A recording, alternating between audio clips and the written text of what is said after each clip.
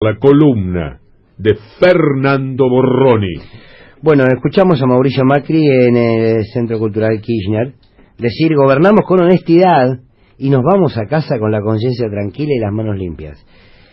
El informe de Marcos Peña, también, hoy estuvimos hablando de eso, diciendo que el país está listo para crecer, ese es el país que nos deja.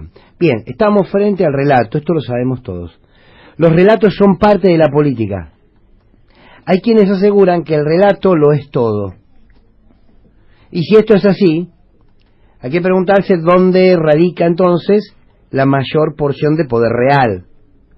Y la respuesta sería en aquellos que pueden concentrar la mayor cantidad de instrumentos comunicacionales con los que luego pueden imponer un relato. Muchas veces me pregunto si al fin y al cabo la mayor parte, lo mayor de lo aprendido en nuestras vidas, no es otra cosa que el relato de aquel que tenía el poder de contarnos. La historia no es otra cosa que el relato de quien se impuso por encima de otros con su propio relato. La historia es relato, las religiones son relatos, nuestra vida es un relato. La educación impone relatos, las doctrinas sociales se sostienen en valores de la mano de relatos. La verdad es para muchos simplemente el relato que se impuso. Todo lo que vivimos está viciado por una disputa de relatos histórica. ¿Cuántos años convivimos nuestros niños con el relato del descubrimiento de América, nuestra sociedad con el relato de los dos demonios, el relato al día de hoy de Sarmiento, padre de la escuela, el relato del periodismo libre, independiente y objetivo? Bien, seguimos conviviendo con eso. La única verdad es la realidad, decía Aristóteles, después la repitió Perón y la capitalizó políticamente Perón, pero le dijo Aristóteles. Y uno le preguntaría hoy a Aristóteles, ¿qué realidad es la verdad?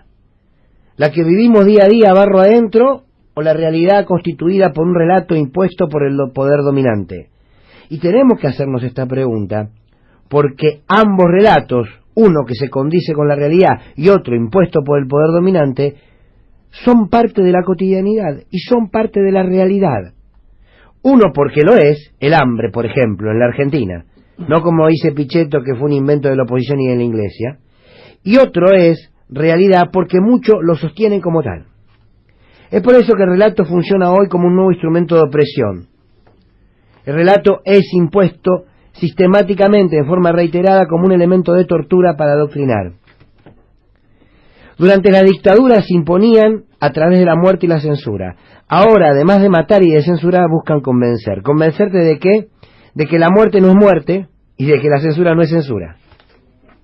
Quieren convencernos que la verdad y la mentira han muerto. ¿Qué es verdad? Lo que yo como poder logre hacerte creer. ¿Qué es mentira? Nada es mentira. Porque la mentira no puede existir si no podemos determinar la verdad. Si la verdad deja de existir, la mentira no tiene nada que vulnerar. Por tanto, desaparecen las dos. El filósofo alemán Friedrich Nietzsche decía que no hay hechos, que hay interpretaciones. Uno podría decirle humildemente a Nietzsche, sí hay hechos, pero el problema ya no son los hechos. El problema es que las interpretaciones son el resultado del relato impuesto por el poder dominante. Por lo tanto, el nivel de análisis, las conjeturas, los parámetros de ética, de moral, están viciados por ese relato del poder.